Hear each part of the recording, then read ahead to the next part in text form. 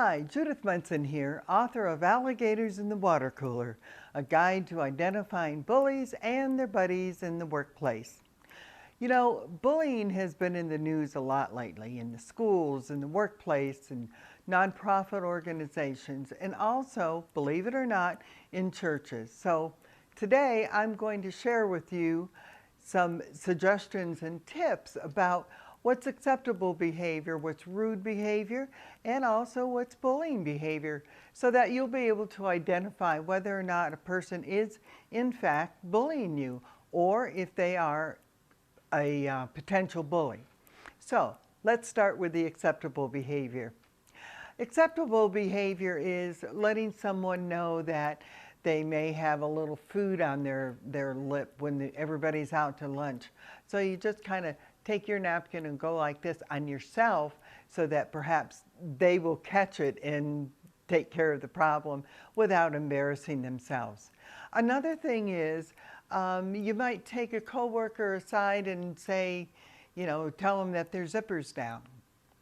And you're out of earshot from all the other employees, and you just let them know so that they can take care of it. And that helps prevent them from being embarrassed. Another area is also in a performance review. Now, in a performance review, you all know that you get the where you need to improve and how they're going to help you improve, but you also get constructive criticism. You're talked to about where you're at in a certain area, and also how they're going to help you improve that. And they'll also share with you exactly where you do shine right now, so that when you leave out of the review, you're feeling good about yourself and you want to give 110% to the company. So another area would be, say your employer comes to you and says, I really need to have everyone work an extra hour this evening. Is it possible that you'll be able to stay? And if you have something scheduled that you can't get out of, say a doctor's appointment, then of course the answer is going to be no. But your employer will understand that. That's acceptable behavior, the way he's approaching his employees and asking them if they can give him an extra hour that particular day. Now let's talk a bit about rude behavior. What exactly is rude behavior? Well, interrupting other people is definitely rude behavior. When you're talking to a group of people at in the lunchroom, or you're giving a presentation, and this person walks up and immediately just starts talking, doesn't even listen to what is being said, and all they want to do is give their opinion, because after all, it's all about them, right? Wrong. Okay, what's another way of demonstrating rude behavior?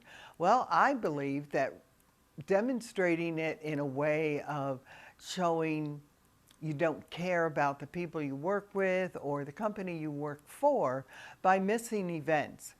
Events such as a huge party or a picnic, I should say, that the company puts on for everybody and you don't attend. Or it's a retirement party for someone that's been with the company for a very long time and is very well respected, and you don't go. And you continually do this year after year, that you don't attend any events. That's rude behavior. Now, another area of rude behavior is one that is pretty hurtful. And it's when you're the bully, and it could be your boss, it could be a coworker, comes and starts talking to you about another person's personal life. They've learned this information either directly from the person, and that person has given it to them in confidence, or they've heard it from another coworker. No matter how they heard of it, they shouldn't be passing it on, and they shouldn't be talking about it with you.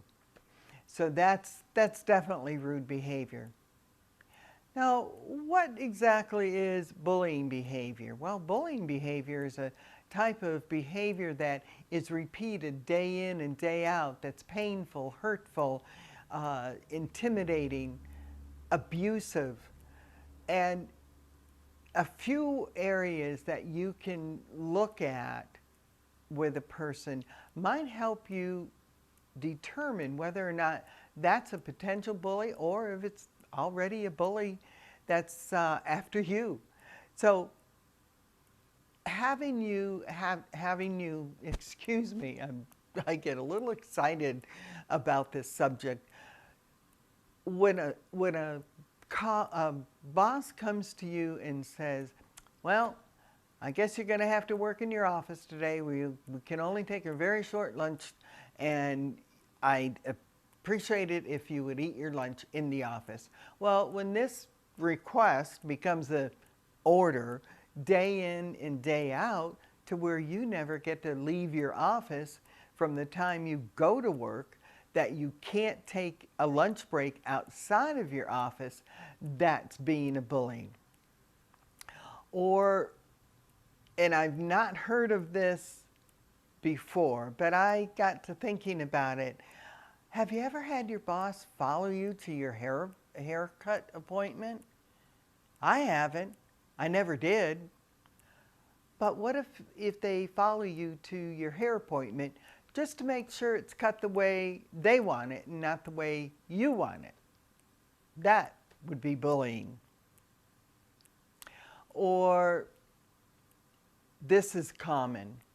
This is a common way where the bully leaves you, the target, out of all the emails that you need to be receiving about a project. That every employee that's on the project gets the email as to change of time, change of venue, perhaps a way of doing things, and you don't get it.